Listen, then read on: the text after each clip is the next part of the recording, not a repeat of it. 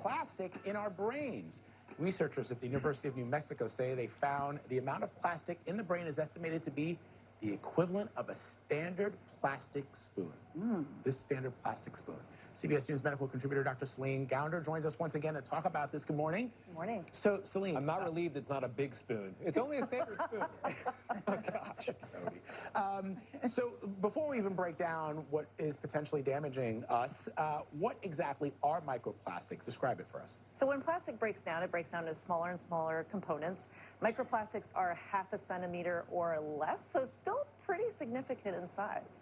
So how are they getting into our bodies? And the question is, why is it concerning?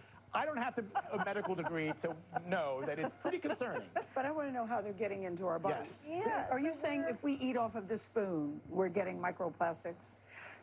from the spoon, you might be getting what we call nanoplastics, which are even smaller in size. You would see them under the size of, or under a microscope.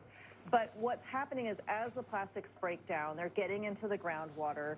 They're getting absorbed by plants, taken in by animals. And so when we drink water, when we eat plants, when we eat animals, we are taking in those plastics as well. We're finding them all over the body, not just the brain, but the blood, the lungs, the heart, the arteries, the gut, the liver, the kidneys, breast milk, the placenta, even the testes and penis. So like everywhere in the body. So what you're telling me is that my brain is 99% brain and basically 1% plastic spoon?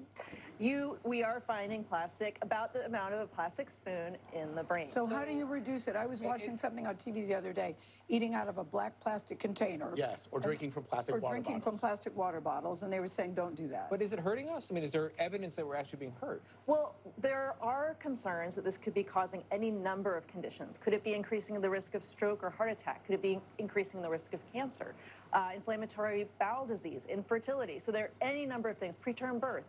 The research is very much in its infancy, but there are some important questions being asked as to how to prevent or reduce our exposure. Switch from plastic bottles to stainless steel or glass bottles. Do not reheat your food in contact with plastic. That is really important. So move it to a glass dish or your plate. Yeah, not in plastic. And then finally, switch out your cutting boards. Don't use plastic cutting boards. Use either wood or stone cutting boards. I knew that one too. Yeah, wow. Okay, Dr. Celine Gounder, some really important information. Thank you very much. Still ahead, Talk of the Table is coming up next, including your local news. That's up.